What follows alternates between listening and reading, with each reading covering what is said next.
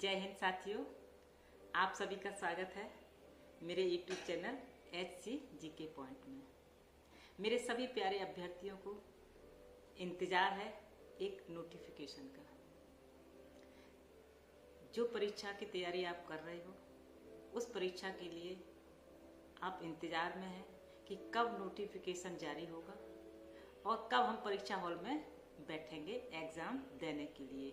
इसी का इंतज़ार है ना मेरे प्यारे सभी अभ्यर्थियों को। तो उसी पे आज विस्तार से चर्चा करेंगे कि शिक्षा सेवा चयन आयोग ने आगे क्या तैयारी की है और हमारे जो अभ्यर्थी हैं उनके लिए कोई खुशखबरी है या नहीं है। तो उम्मीद पे दुनिया कायम है, यानी कि खुशखबरी रखनी चाहिए कि खुशखबरी ही होगी।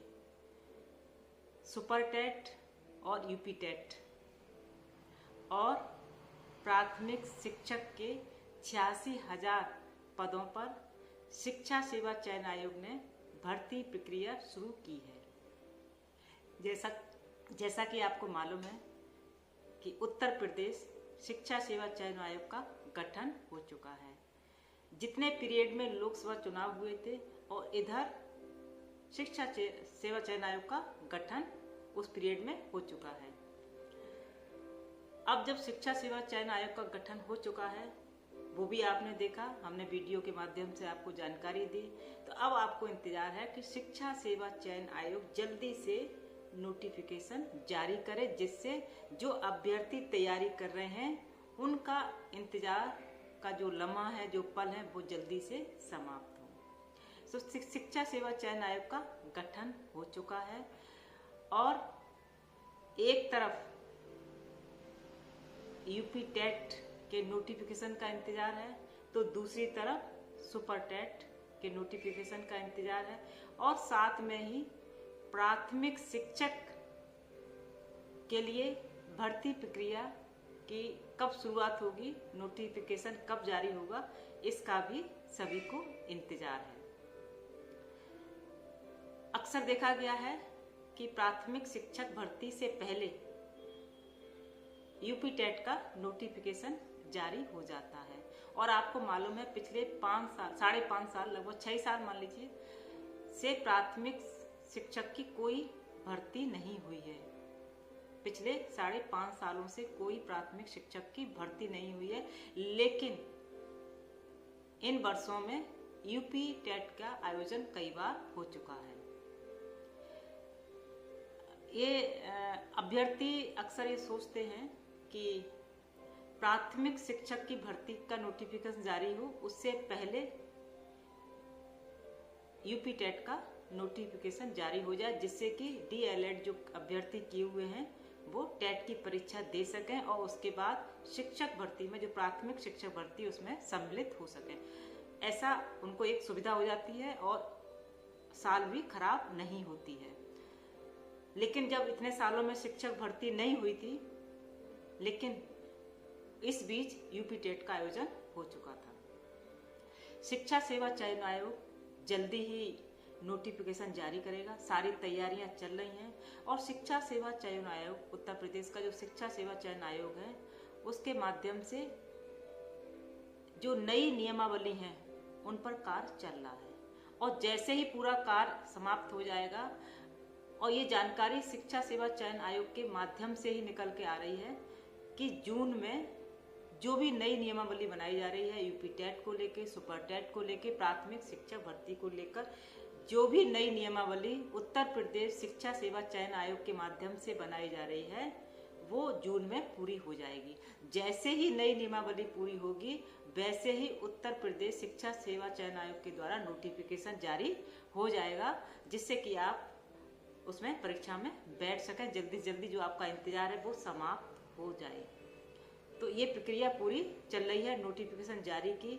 और आपको बता देना चाहते हैं कि प्राथमिक शिक्षक भर्ती में DLED अभ्यर्थी ही मान्य हैं, यानी कि वही इसमें परीक्षा में बैठ सकते हैं। इस बार जो जानकारी प्राप्त हुई है शिक्षा विभाग के माध्यम से, उसके माध्यम से कि बीएड के अभ्यर्थी को इस बार इसमें छूट नहीं दी जाएगी, क्योंकि प्राथमिक शिक्षक जो भर्ती होती है उसमें डीएलएड अभ्यर्थी जिन्होंने ट्रेनिंग की गई है उनको ट्रेनिंग दी जाती है, उन्हीं को वो यहाँ पर भर्ती प्रक्रिया में मान्य माना जाएगा।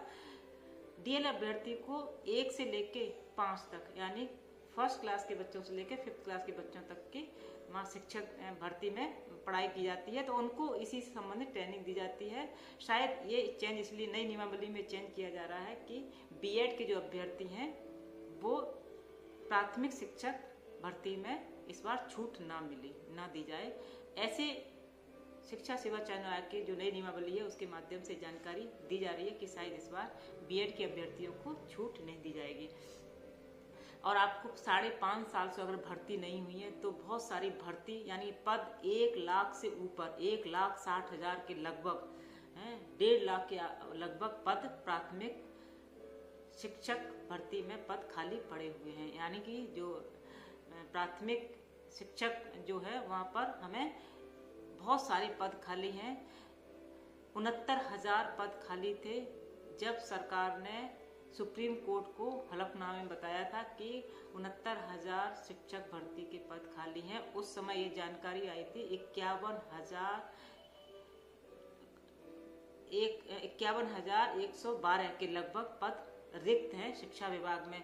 और आप जानते हैं कि हर साल सेवानिवृत्त भी होते हैं, लगभग हर साल 8,000 शिक्षक रिटायरमेंट लेते हैं यानी कि सेवानिवृत्त होते हैं। और इस हिसाब से 4 साल में भी 32,000 पद खाली हो चुके हैं, यानी कि 32,000 पद और खाली हो गए, जो कि 69,000 भर्ती थे, यानी कि 1.5 लाख पद शिक्षा विभाग में प्राथमिक शिक्षा विभाग में खाली हैं। तो ये बहुत बड़ी प्रक्रिया, बहुत बड़ी भर्ती का ऐलान होने जा रहा है। जैसे कि जानकारी मिली है अभी वो 86,000 पदों पर जो शिक्षा सेवा चयन आयोग है उसमें भर्ती प्रक्रिया शुरू कर दी है। और जैसे ही नई नियमावली बनेगी आप लोगों का इंतजार खत्म हो जाएगा। सबसे पहले तो यही बहुत बड़ी बात थी कि शिक्षा सेवा चयन आयोग कब गठन होगा, लेकिन शिक्षा सेवा चयन आयोग बोर्ड गठन हो गया है, अध्यक्ष ही बन गए, आपकी पूरी प्रक्रिया हो गई है। लेकिन बहुत अच्छी बात है कि उस समय चुनाव हो रहा था, चुनाव के पीछे ये सारे काम हो चुके हैं, गठन हो गया बोर्ड का। अब बोर्ड का गठन हो गया है और नई नियमावली बनाई जा रही है। जैसे ही नई नियमावली बनकर तैयार हो जाती है और जून का महीना है, जून के महीने में पूरी नियमावली तैयार हो जाएगी।